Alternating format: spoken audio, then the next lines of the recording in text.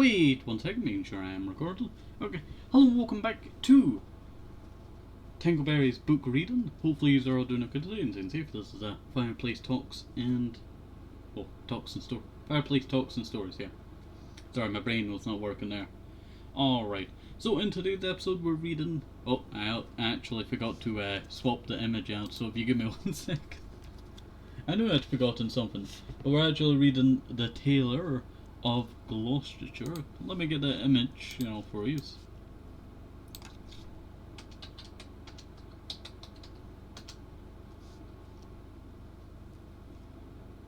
And there we go. Let me go put that over here. Put that there. Alright, wait 1 second. I'm just about to swap it out for you. But that is what we're reading today, is The Tailor of Gloucester. Ah, there it is, it's at the very bottom. I was wondering where it was. Oh, I made it a little bit too big. Do apologize. Do apologize. Let me make it a little bit smaller for you. There we go. A little bit more. There we go. Not too bad, not too bad at all. Alright, so in today's episode we're reading the book Tailor of Gloucester by Beatrix. Now this book originally came out in... let's see...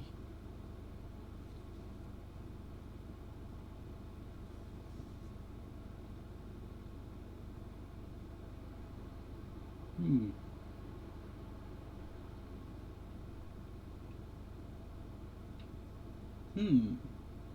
1903, there it is.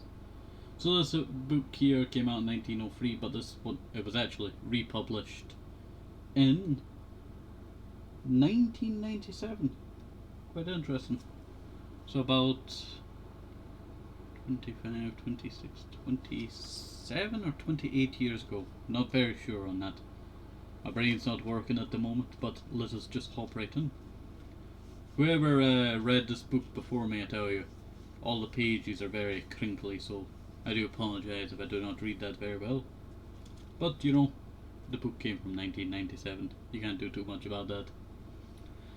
In the time of swords and periwigs, and full-skirted coats with flowered lappets, when gentlemen wore ruffles and gold-laced waistcoats, of paduasoy and taffeta. I can never pronounce these words properly, I tell you. There lived a tailor in Gloucestershire. I can never say that word, Gloucestershire. I think that's how you pronounce it, I'm not sure. He sat in the window of a little shop in Westgate Street, cross-legged on a table, from morning till dark. All day long, while the light lasted, he sewed and snipped, piercing out his satin and pompadour,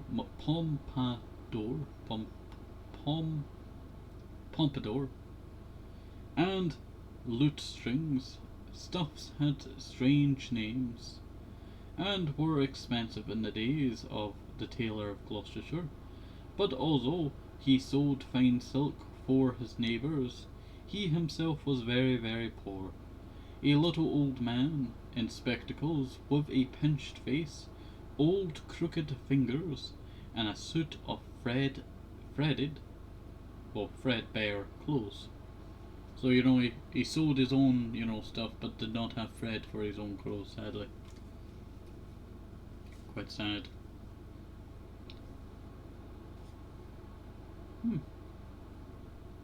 So I was looking at this page here. Someone's crumpled it, in a very, professional line.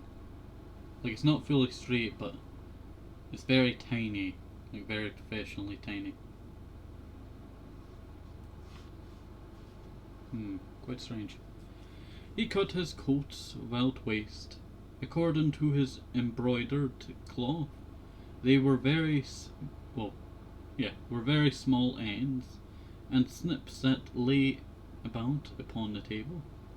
Too narrow, breadths for naught, except waistcoats for mice. said the tailor.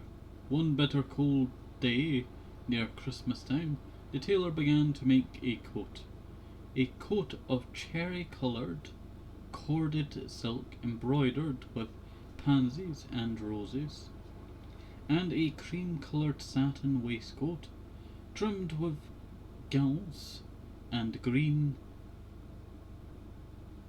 worsted chenille. For the mayor of Gloucestershire, the tailor worked, and he talked to himself. He measured the silk, and turned it round and round, and trimmed it into shape with his shears. The table was littered with cherry-coloured snippets, no brief at all, and cut on the cross. It is no brief at all. Brief. I'm not sure how you pronounce that word. At all. Tippets for mice, and ribbons for mobs. For mice, said the Tailor of Gloucestershire.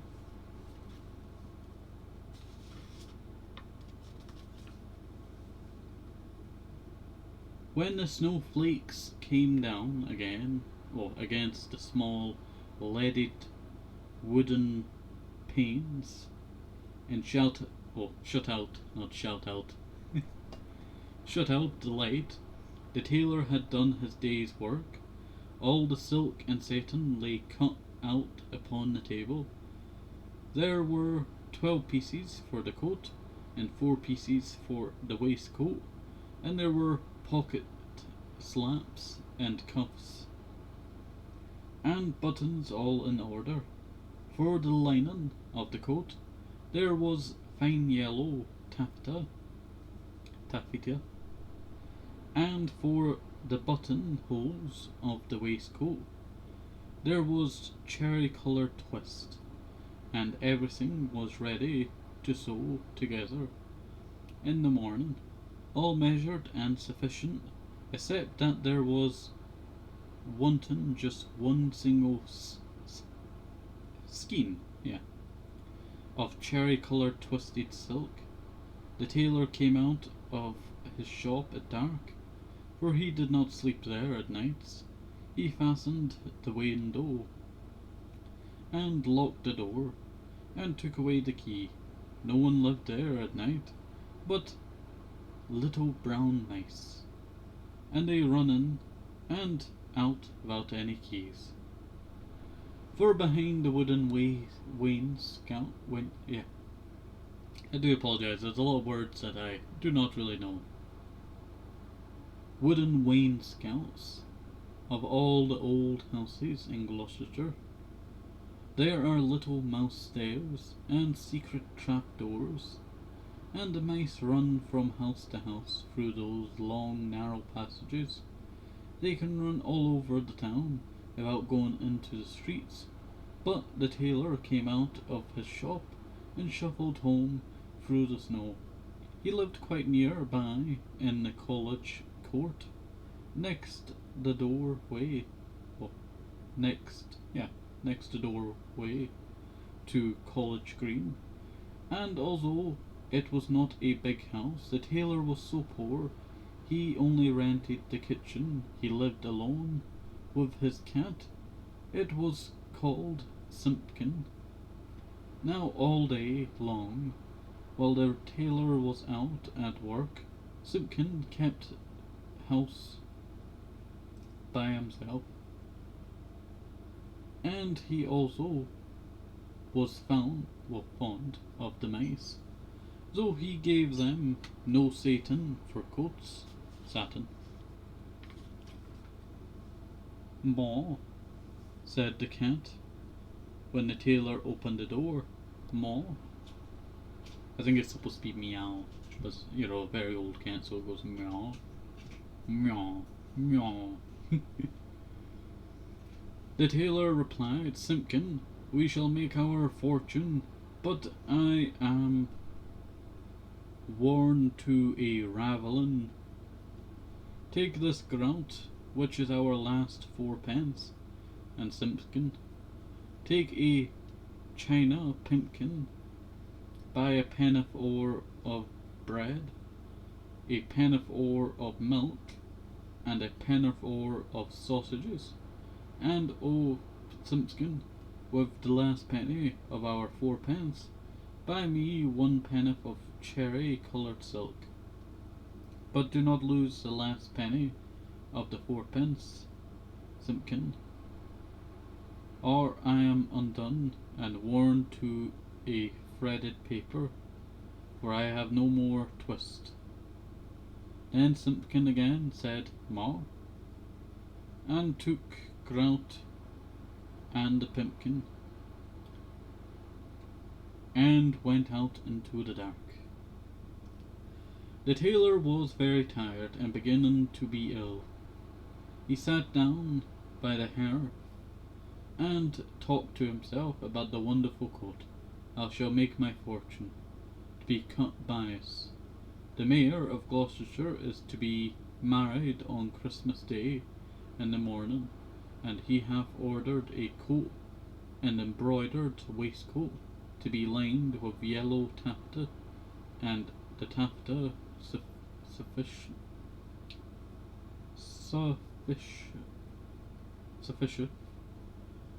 There is no more left over in snippets than will serve to make tippets for mice.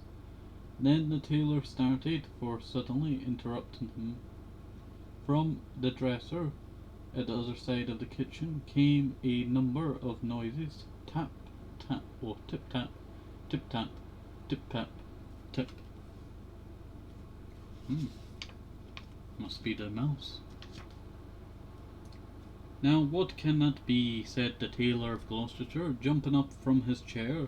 The dresser was covered with crockery and pumpkins, willow pattern plates, and teacups and mugs. The tailor crossed the kitchen and stood quite still beside the dresser, listening and peering through his spectacles. Again from under a teacup came those funny little noises: tip tap, tip tap, tip tap, tip. This is very peculiar. And the Tailor of Gloucester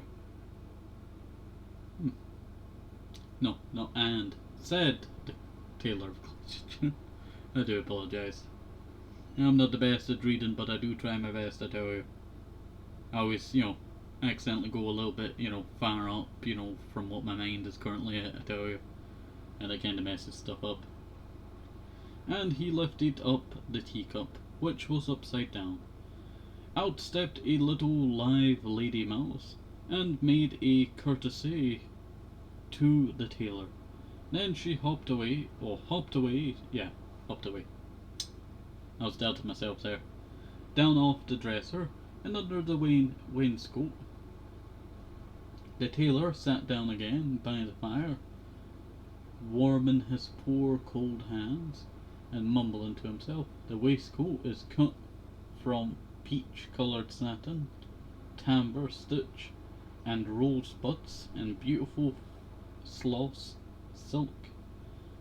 Was I wise to entrust my last fourpence to Simpkin? 21 buttonholes of cherry-coloured twist. But all at once from the dresser there came other little noises: tip tap, tip tap, tip tap, tip. This is passing extraordinary, said the Tailor of Gloucester, and turned over another teacup, which was upside down. Out stepped a little gentleman mouse, and made a bow to the tailor. Then from all over the dresser came a chorus of little tapping, all sounding together and answering one another, like watch beetles in a old worm-eaten window shutter. Tip tap, tip tap, tip tap, tap. And out from under teacups and from under bowls and basins stepped other and more little mice, who hopped away down off the dresser and under the wainscot.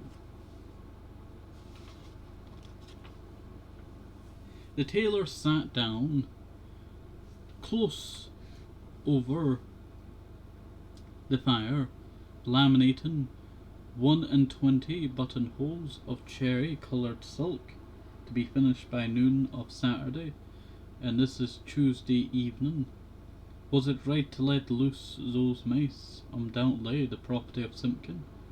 Alack, I am undone, for I have no more twist. The little mice came out again, and listened to the tailor. They took notice of the pattern of that wonderful coat.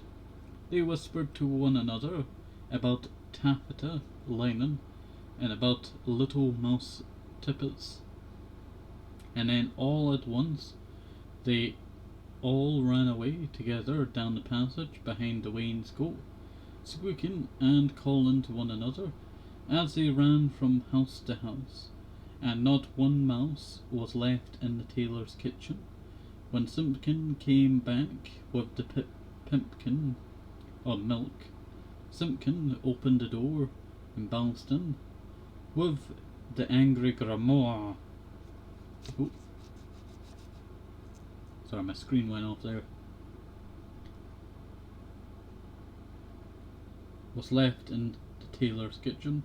When Simpkin came back with the pimpkin of milk, Simpkin opened the door and bounced in with a angry grandma, like a cat that is vexed for hated the snow. And there was snow in his ears, and snow in his collar. At the back of his neck, he put down the loaf and the sausages upon the dresser, and sniffed. Oh, I didn't realise Simpkin could actually walk like a human, basically. Quite interesting. I guess that's the power of Beatrix Potter, I tell you. Always gets me, that. Simpkin said, "The tailor, where is my twist?" But Simpkin set down the pimpkin of milk upon the dresser, and looked suspiciously at the teacups. He'd wanted his supper of little fat mouse. Simpkin said, "The tailor, where is my twist?" But Simpkin had a little parcel privately in the teapot, and spit and growled at the tailor. And if Simpkin had been able to talk, he would have asked, "Where is my mouse?" "Alack, I am undone," said the Tailor of Gloucester, and went sadly to bed. All that night long Simpkin hunted and searched through the kitchen, peeping into cupboards and under the wainscot, and into the teapot where he had hidden that twist, but still he found never a mouse. Wherever the tailor muttered and talked in his sleep, Simpkin said "Mia grrr," and made strange horrid noises as cats do at night, for the poor old tailor was very ill with a fever, tossing and turning in his four-post bed, and still in his dreams he mumbled, "No more twist, no more twist."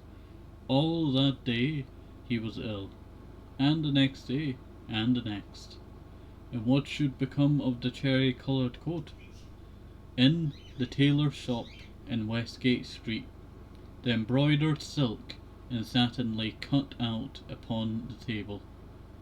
21 button-holes, and who should come to sew them, when the window was barred and the door was fast locked?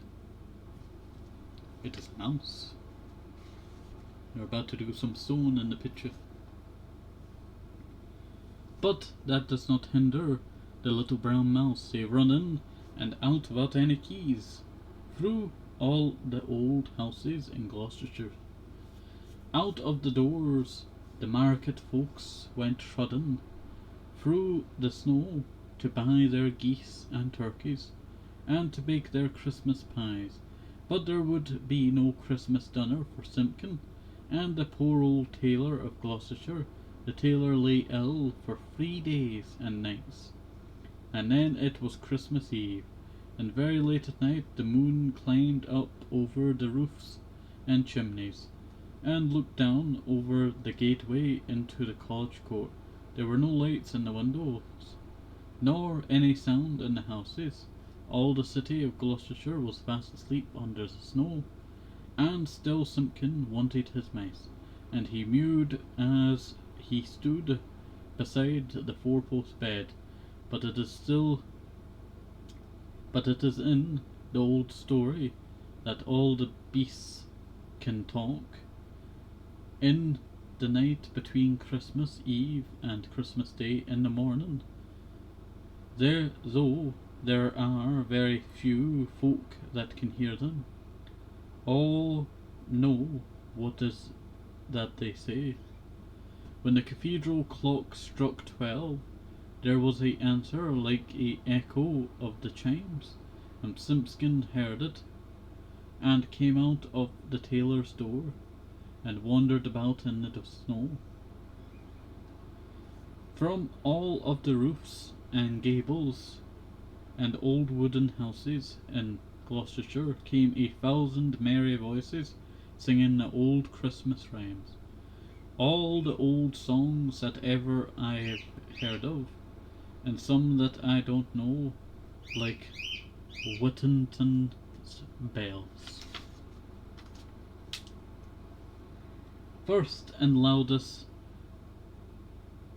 the roosters cried out, "Dame, get up and bake your pies." "Oh, dilly, dilly, dilly," sighed Simpkin. And now in the garret there were lights and sounds of dancing, and the cats came from over the way. "Hey, diddle, diddle." It doesn't sound right. "The cat and the fiddle. All the cats in Gloucestershire except me," said Simpkin. Under the wooden eaves the starlings and sparrows sang of Christmas pies. The jackdaws woke up in the cathedral tower, and although it was the middle of the day, or middle of the night, the frows and robins sang. The air was quite full of little twittering tunes, but it was rather provoking to poor hungry Simpkin. Particular, he was vexed with some little shrill voices from behind a wooden lattice. I think that they were bats, because they always have very small voices, especially in a black frost, when they talked in their sleep, like the Tailor of Gloucester. They said something mysterious that sounded like "Buzz quoth the blue fly, hum, quoth the bee, buzz and hum they cry, and so do we." And Simpkin went away shaking his ears, as if he had a bee in his bonnet from the tailor's shop. In Westgate came a glow of light, and when Simpkin crept up to peep in at the window, it was full of candles. There was a snipping of scissors and snapping of thread. The little mouse voices sang loudly in Galilee. 24 tailors went to catch a snail. The best man amongst them durst not touch his tail, her tail. She put out her horns like a little Calais cow. Run, tailors, run, or she'll have you all in now. Then, without a pause, the little mouse voices went on again. Sieve my lady's oatmeal, grind my lady's flour, put it in a chestnut, let it stand a hour. Mew, mew, interrupted Simpkin, and he scratched at the door, but the key was under the tailor's pillow. He could not get in. The little mice only laughed and tried another tune. 3 little mice sat down to spin. Pussy passed by, and she peeped in. What are you at, my fine little man? Making coats for gentlemen? Shall I come in and cut off your threads? Oh no, Miss Pussy, you'd bite off our heads. Mew mew, cried Simpkin. Hey diddle dinkity, dinkity, answered the little mouse. Oh, mice. Hey diddle diddle dinky, property, pet. The merchants of London, they wore scarlet, silk in the collar, and gold in the hem. So merrily march the merchantmen. Oh, did not realize how long this book was. I tell you, I have like 1, 2, 3, 4, 5 more to go. They clicked their little thimbles to mark the time, but none of the songs pleased Simpkin. He sniffed and mewed at the door of the shop, and then I bought a pumpkin and a popkin, a slumpkin and a slopkin, all for 1 farthing. And upon the kitchen dresser added the rude little mice. Mew, scratch, scratch, scuffled Simpkin on the windowsill, while the little mice inside sprang to their feet and all began to shout at once in a little twittering voices, "No, more twist! No, more twist!" And they barred up the window shutters and shut out Simpkin. But still through the nicks in the shutter he could hear the click of thimbles and little mouse voices singing, "No more twist, no more twist." Simpkin came away from the shop and went home, considering in his mind he found the poor old tailor without fever sleeping peacefully. And then Simpkin went on tiptoe and took a little parcel out of silk, or out of silk, out of the teapot, and looked at it in the moonlight, and he felt quite ashamed of his badness compared with those good little mice. When the tailor awoke in the morning, the first thing which he saw upon the patchwork quilt was a skein of cherry-coloured twisted silk, and beside his bed stood...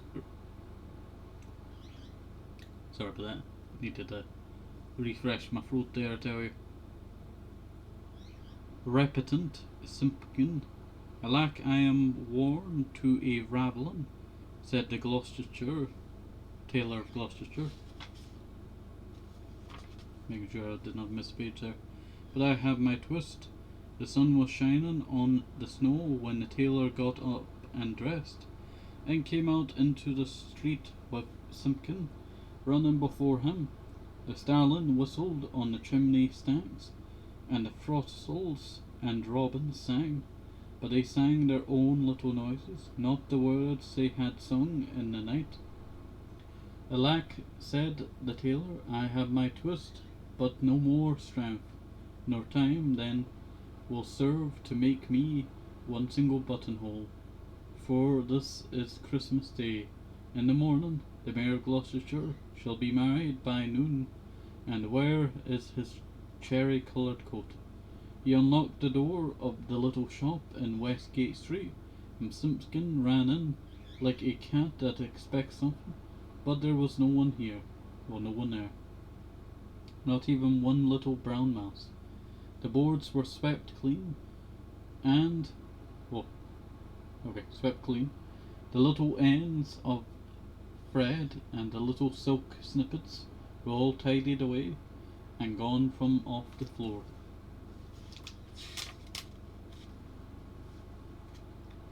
But upon the table, oh joy, the tailor gave a shout.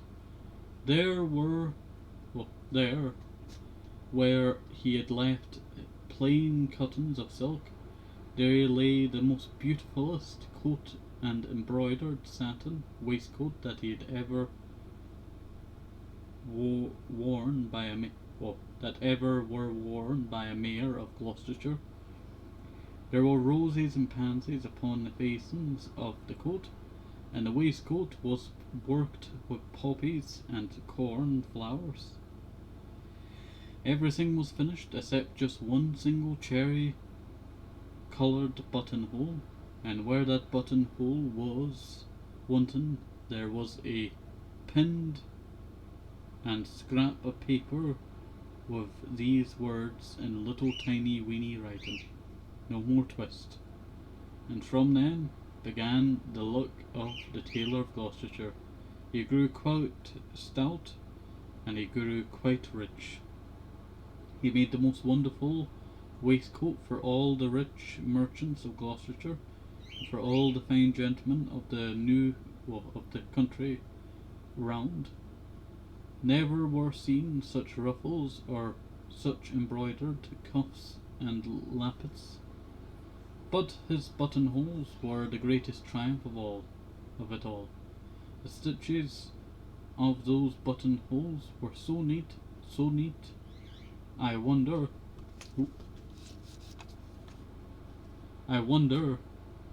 how they could be stitched by an old man in spectacles, with crooked old fingers and a tailor's thimble.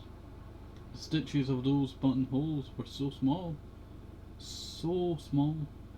they looked as if they had been made by little mice.